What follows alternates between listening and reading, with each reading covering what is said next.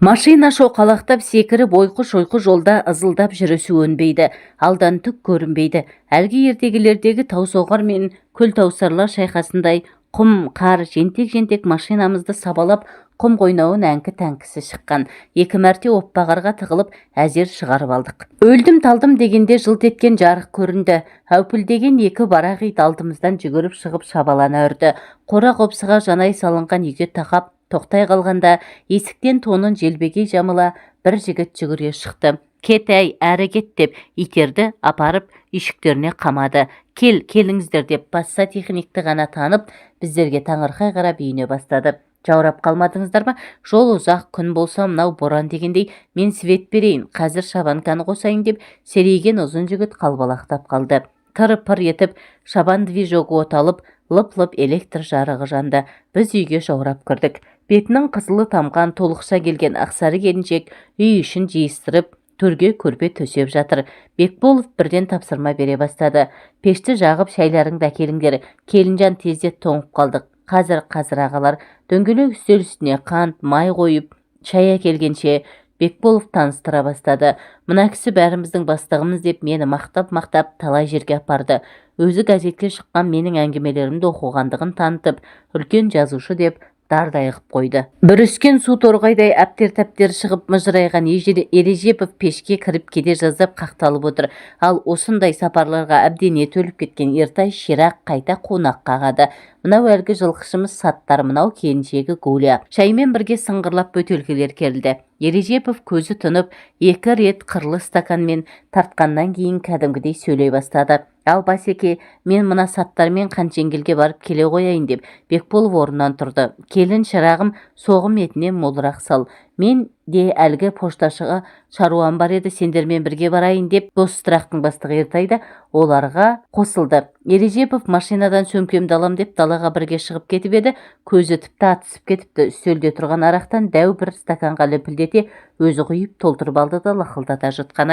Шөкім нанды иіскелеп бірдеңелерді мұрнының астына міңгірлеп айтқан бойы қылжиып ұйықтап кетті.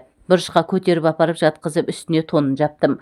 Бұл кісі де көтере алмайтын болыпты. Әйелі басқа күйеуге тиіп келі осындай болып жүр деген аптал арыстандай жігіт еді. Қазанға ет салып болып дастарханның шетіне тізе бүккен келіншек бұрышқа немқұрайлы ғана көзін қиығын салды.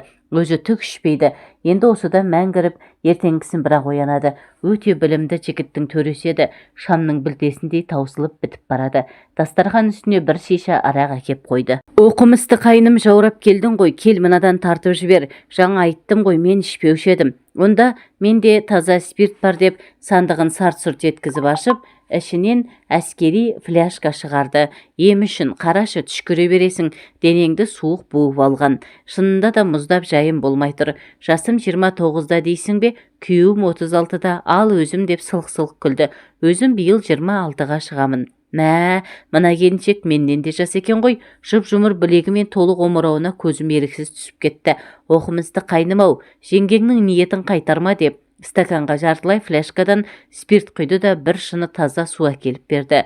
Жарқылдай күліп денесін тақай жаныма отыра кеткенде жылы ағыс бойыма жүгіріп өтті. Ем үшін демалмай тартып жібер. Әрі-сәрі боп отырып, ақ жеңеше, бірінші сіз алыңызшы. Әй шешек-ау, мен тамақ істеймін ғой, мейлі. Оқымысты қайным айтқанда уда болса дәм болар деп өз-өзінен құйғанды ары бұрылып сіміріп алды да артынан су ішіп біраз отырып қалды. Бері бұрылғанда жанарында лыпылдаған от тұтаныпты.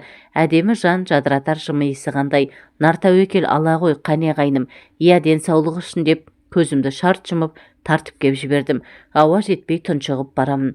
Мынаны жұтып жіберіңіз деп мөлтілдеген кеседегі суды ұсынды ақ келіншек. Іш әлемім өртеніп барады. Лезде бусанып, жаным жадырап шыға келді. Темірпештегі лаулаған оттан ба, үй ысып барама, арқама жапқан тонымды сырып тастадым. Көзім шырадай жанып, артынан ішкен 2 кесе ыстық шайға балқып, ішкі әлемім ыстық ағысқа толып, рахат күйге бөленіп, толып шыға келдім. Әбден буыныңызды суық қармап қалыпты. Кел теріңді сүртіп жіберейін деп, әппақ жұмсақ сүлгімен бет аузымды бір қолмен сүрткіштеп, екінші алақанымен арқамды сипалай ма, әйтеуір бір рахат әлемге жаным бөленіп, бүкіл денем жадырап шаттығанын сала жөнелді. Оқымысты қайнымау, кел енді. Кішкене ғана ішсеңіз, түкте болмай бір жола сауығып кетесіз. Манағыда емес, өзімнің де тағы ындыным құрып, зейінім соған ауып тұрып. Мына бұлқысыған әдебін келіншек тағы қышаса деген емексі ой буады. Терлеп жақсы боп қалдым, жетер жеңеше. Жеңгеңнің тілегін қайтарма. Суық әбден сорып тастаған, сүйегіңе дейін өтіп кеткен. Егер мұнан ішпесең, кейін кеселденіп кетесің. Ақ жеңеше, оның бәрін қайдан білесің? Мен көп нәрсе білемін, қайным. Қазір су әкеп берейін. Менен кейін ол да тартынбады. Темір пеш үстінде қазанда жылқының сұр еті шырқ-шырқ қайнады. Үй іші ыстық па жоқ, спирттен бе терлеп ап жөнелдім. Шыр етіп бала жылады. Келіншек лып көтеріліп толқи басып, мен қазір дегендей ыммен білдіре түпкі бөлмеге кіріп кетті. Баласын ұйықтатып қайта кіргенде келіншек тіпті ажарланып кетіпті. Екі беті албырап, ерні қызғалдақтың үлбіреген қауызындай қызара толып, көзі жарқырап, үстіне жеңсіз көйлек киіпті. Үй ысып кетті ғой дейді, менің сұқтана қарағаныма қысылғандай. Таралған екі бұрым шашы ұзын, арқасын еркелей қағып бөксесін ұрады. Ол отты қағыстырып, сорпаны сапырып, етті аударыстырып жатқанда шыдай алмай орнымнан қалай түрегеліп, арт жағынан барып қапсырақ құшақтағанымды білмеймін. Оның қолаң шашын сипап, өзіме тартқанда ол күле бұрылды.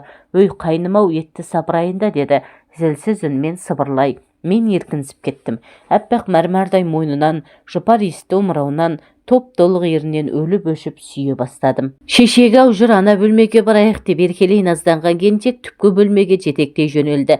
Әппақ сейсепті көрпе жапқан жерге төсек салып қойыпты. Сол бұрышқа барып шырт еткізіп жарықты өшіріп шешіне бастады. Күмпиген төсекке сүңгіп, келсейші деймін үздігіп. Қазір дейді ол шашын түзей, көрпені аша беріп. Шыдасайшы жаным, алтынның буындай, күмістің суындай іңкәр көңіл алып ұшып барады. Күн сіңген, сүт сіңген, уыз иісі бұрқыраған, топ-толық ұршықша ерілген піскен әңгелектей жас келіншек есімді алып, елжіреп, алыс-алыс арман тауларынан асып кетіп барамын. Шаттық шыңдарына биіктеп келемін. Не деген ғажап әлем, сиқырлы дүние, мың ғасырда бір-ақ рет келіп кететін нағыз рахатстан, ұжмақ есігін ашып, төрін ұсынып, таңғажайыптармен таңғалдыра таныстырып, есімді алып барады. Бәрін ұмыттырып, естен тандырып, есеңгіретіп барады.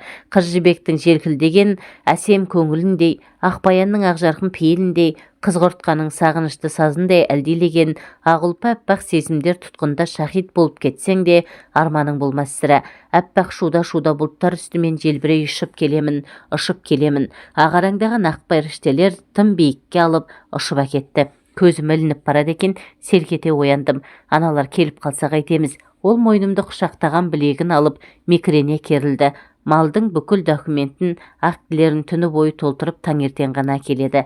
Олар Қаншенгелге ғана барып келеміз деді ғой. Иә, Қаншенгелдегі пошташының үйінде. Сонда олдан ветврач, управляющий бәрін шақыртып, документтерді толтырып жатыр. Мені алдап тастап кеткен бе сонда? Шырт ете ашуланып орнымнан қарғып тұрып кеттім. Таңертең бірақ келеді. Түнімен карта соғып арақ ішеді. Әппақ сазандай бұлықсыған келіншек, артық кемі жоқ әппақ тәнін жарқырата көрсете, еш қымсынбай түреле келе бастады. Не болды жаным деп тік тұрған мені жалаңаш күйі қыса құшақтап, құшырлана сүйді. Манағы бір сәттік жойқын сезім, асығып аптыққан қызба мінез, сап басылған қатталданғаныма ішімді удай өкініш тілгілейді. Қойныма суық жылан салып жібергендей қиналдым. Мені бәрің алдағансыңдар ма сонда? Қайным-ау жаным, не болды соншама? Жаңа киімді бірден батпаққа салмас болар. Қызығымызды лайламашы, қойшы жаным. Оның жәдігөйлене жалына бастағанына ішім мұздап лезде қатайып алдым. Қойшы жаным, міне денеңде лапылдап тұрып, тундрада жаурап келген қонақта елімен жатқызып жылтады екен. Сен де енді ауырмайсың. Шоферімді да машинаны алып кеткенін қарашы. Қойшы жаным деп тығыршықтай келіншек жұп-жұмсақ үнмен бөбегін сипағандай сылап-сипап өбектей бастады. Әйелдің демі айналып төңкерілгені, сыбырлағаны бәрі жаныма майдай жағып барады. Бірақ сыр бермегенсіп сазарып қатайып алдым. Неге сонша қапа боласың? Тікен ішінде де гүл болады, батпақта да алтын жарқырап жатады. Өмірдің осындай сәттілігін сезініп, дәнін теріп жемесең, аққан суда өте шыққан ғұмырыңда не қызық қалады? Түп-түзу жолда жалықтырады. Анда-мында өстіп бұзып қоймасаң несі қызық? Сен көрінгенмен өстіп жата кетесің бе деген суық Сұрақ көкейімде тіреліп тұрып қалды. Тас қорғысында да ыстық балқытады. Ол менің қолымнан тартып қайта жатқызды. Қайным-ау, мына келіншек әбден бұзылған, көрінген еркекке көз сатады екен деп ойлап қалдың ба? Менде ар намыс бар. Көрінген кешіп өтетін жайдақ су салдақ емеспін. Есіңде сақта жаным. Сенсең сен, керіп келген бетте қонап қалдың. Жер бетінде қыбырлаған қаншама адам бар, бірақ саған бұйырғаныма шын бақыттымын.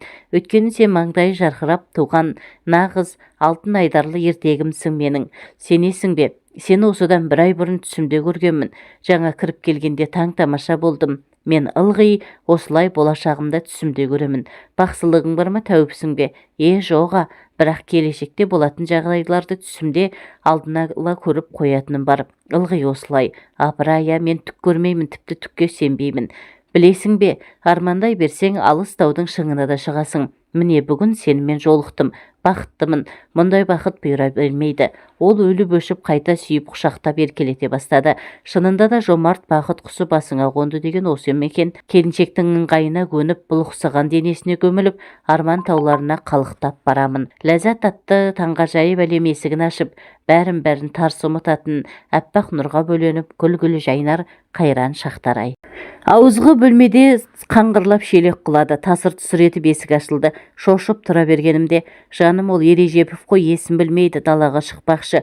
100 грамм құйып берсең өлген өгіздей былқ етпей сүт келіп ұйықтайды, деді келіншек ыбысты құшағына қыса. Тұрайық дедім де тез киіндім. Ережепов таладан қалтырап дірілдеп, жылан қуған көжектей бүрісіп, сұрқы қашып, көзі бағжаңдап, дөңгелек үстел жанына сұлқ отыра кетті. Күннің суығын-ай, кел жылыну үшін кішкене алып қояйық деп, келіншек алдына арақ құйылған стаканды қоя салды. Анау дауыл күнгі қураған жапырақтай дірілдеп, стаканды екі қолмен ұстап, езуінен тамшылата тыжырына жұтты. Әншейінде шәушиген беті тіпті күйген терідей тырысып-пырысып, жұдырығымен аузын басын сүрткіледі. Сүт пісірімдей тұнжырап отырды да бөтелкені алып тағы өзінен өзі құя бастады. Сіздер үшін күнде мұндай той бола бермес деп тағы сімірді. Арақ ішкенде